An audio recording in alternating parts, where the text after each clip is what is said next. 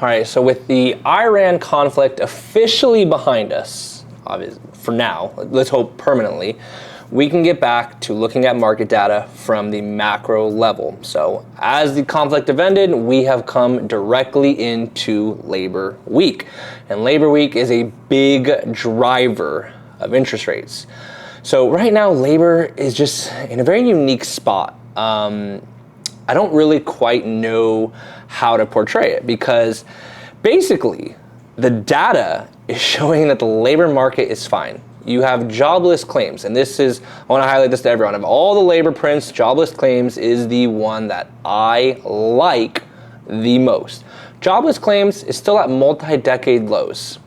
You have ADP coming out today, showing the 12th consecutive month of job gains. It didn't come in super robust, but again, 12 consecutive months of job gains. JOLTS came out yesterday, and it beat expectations. And you've kind of seen a rebound in JOLTS. So JOLTS is job openings and labor turnover. Job openings, you saw incredible amount of job openings during COVID. Then you saw it completely plummet, got back to the normal, and now it's turned. People are like, oh, cool, we're seeing job openings. We're not seeing a lot. Well, no, it's turning back the opposite way. We are seeing more job openings right now. 3 data points in literally the last 5 days showing the labor market is resilient. And this isn't, oh, these labor prints are a month old. Right? We're talking about 12 consecutive months. We're seeing strong labor prints.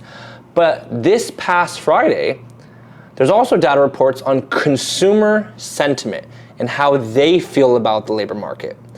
And consumer sentiment is at decade lows. What is with the divergence, right? You have consumer sentiment at decade lows, but you have all the labor data showing that we're in a strong environment, right? What is the reason for that? I don't quite know what the reason is. I think it could be a lot of, inflection points. You have inflation, increase in inflation basically being up for 5 years. Maybe wages not increasing. I think a lot of it has to do with the media as well, right? You see so much information about, hey, AI taking jobs. Just again, I want to highlight this. AI right now is creating more jobs than it is displacing. Creating more jobs, right? We've seen that empirical evidence over the last 6 to 12 months, okay? But obviously the media drives the narrative that AI is here. You see all these robotics. We see massive investment in robotics right now. Cool, is robots going to replace jobs, right? Oh, I don't think so, right? I mean, I have a lot of beliefs on AI. We use a lot of AI here at Secure Choice Lending. But again, we have evidence that is going to create more jobs right now. So I don't know, media is maybe drawing a lot of attention. Again, we have SpaceX, the first trillionaire, and I'm actually, a capitalist, so I'm not against that. But again, you see all these negative headlines, and maybe that is the reason why you have consumer sentiment so low. But it's a weird divergence right now, but as of right now, the data is pointing out to the labor market being strong, and because we had 3 consecutive labor prints, tomorrow, the biggest non-farm payroll, still to change. We're going into a 3-day weekend with Friday, or with Saturday being July 4th. As of right now, we've seen a little bit move up in interest rates this week.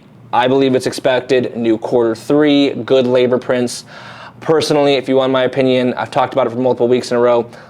Interest rates are going to fluctuate 6.25 to probably 6.75 for the next few months, right? And I could probably likely see it for the foreseeable future, for the rest of the year, 6.25, 6.75. What is going to drive them lower, right? The only thing that's going to drive them lower is deflationary months.